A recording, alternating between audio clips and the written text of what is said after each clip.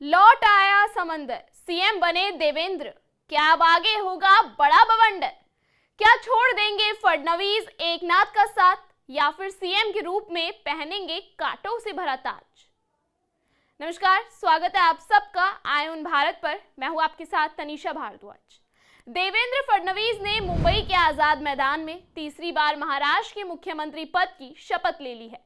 राज्यपाल सीपी राधाकृष्णन ने उन्हें शपथ दिलाई। फडणवीस के साथ साथ एकनाथ शिंदे और अजित पवार ने भी डिप्टी सीएम की शपथ ली। शपथ समारोह में पीएम मोदी, गृह मंत्री अमित शाह, यूपी के सीएम योगी आदित्यनाथ समेत कई मुख्यमंत्री और केंद्रीय मंत्री समेत तमाम नेता कार्यक्रम में मौजूद रहे। लेकिन सबसे बड़ी चीज शपथ समारोह में देखने को मिली वो थी कि मंत्रिमंडल ने शपथ नहीं ली। सीएम और दोनों डिप्टी सीएम के अलावा किसी मंत्री को शपथ नहीं दिलाई गई। हालांकि महायुति के बीच कैबिनेट बंटवारे को लेकर 6+1 का फॉर्मूला तय हो चुका है, यानी 6 विधायक पर एक मंत्री पद संभालेगा। इसके तहत भाजपा को 20 से 22 मंत्री पद दिए जाएंगे। एकनाथ शिंदे गुट को 12 और अजित पवार गुट को 9 से 10 मंत्री पद दिए जा सकते हैं। शपथ समारोह के बाद महायुति की बैठक होनी तय है।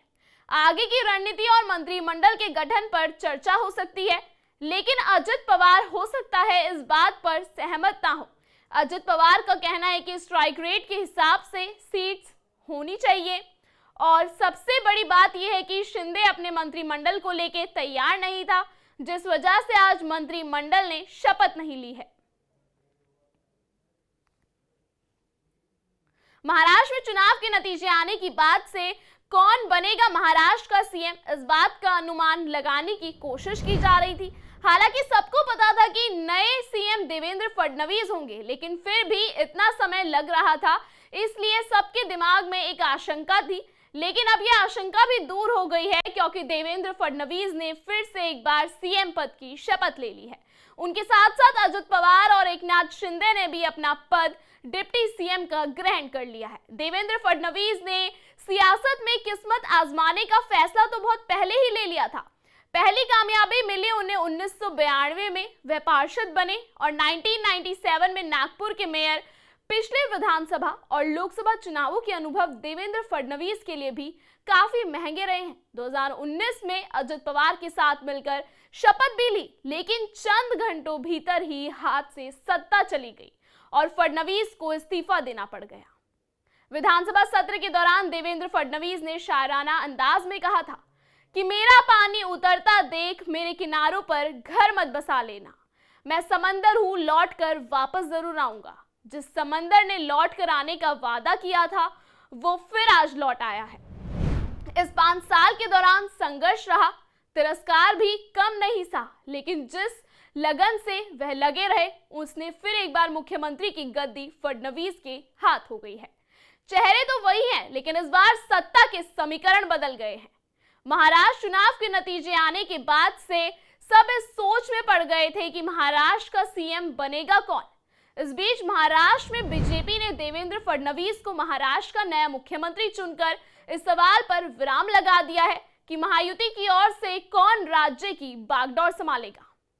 लेकिन अब सवाल ये उठ रहा है कि महायुति में शामिल शिवसेना शिंदे के प्रमुख एकनाथ शिंदे सीएम पद छोड़ने के लिए राजी कैसे हो गए थे।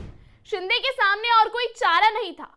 शिंदे को किसी भी हालत में बीजेपी जो भी कहे वो मानना ही पड़ता, क्योंकि बीजेपी के विधायकों की संख्या सबसे ज्यादा है। यदि बीजेपी के पास नंबर नहीं होते तो इस वो बात पे सोच भी सकते थे कि 2.5 साल पहले जब बीजेपी की राजनीतिक जरूरत थी, तब उन्होंने शिंदे को सीएम का पद दिया और देवेंद्र फडणवीस डिप्टी सीएम बने। लेकिन अब बीजेपी की ऐसी मजबूरी नहीं कि शिंदे को सीएम बनाया जाए और इतने बड़े बहुमत मिलने के बाद भी सीएम पद छोड़ दिया जाए। दूसरी ओर शिंदे के पास कोई और ऐसा ऑप्शन नहीं था जिसमें वो दूसरे गठबंधन के साथ जाते। यदि वो इनको छोड़कर भी जाते तो बीजेपी आराम से बहुमत जुटा लेती। महाराष्ट्र विधानसभा चुनाव में इस बार बीजेपी की जीत स्ट्राइक रेट 80% से ज्यादा रहा है, जबकि शिवसेना और एनसीपी का स्ट्राइक रेट 70% के आसपास रहा है। एकनाथ शिंदे ने बीजेपी का मुख्यमंत्री बनाए जाने के फैसले को समर्थन तो कर दिया है, बावजूद इसके राजनीतिक गलियारों में कई सवाल उठ रहे हैं।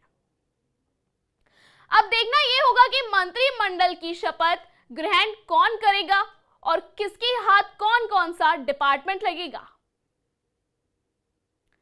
फिलहाल इस खबर में इतना ही। लगातार देश और दुनिया की तमाम खबरों को देखने के लिए बने रहिए आईऑन भारत पर।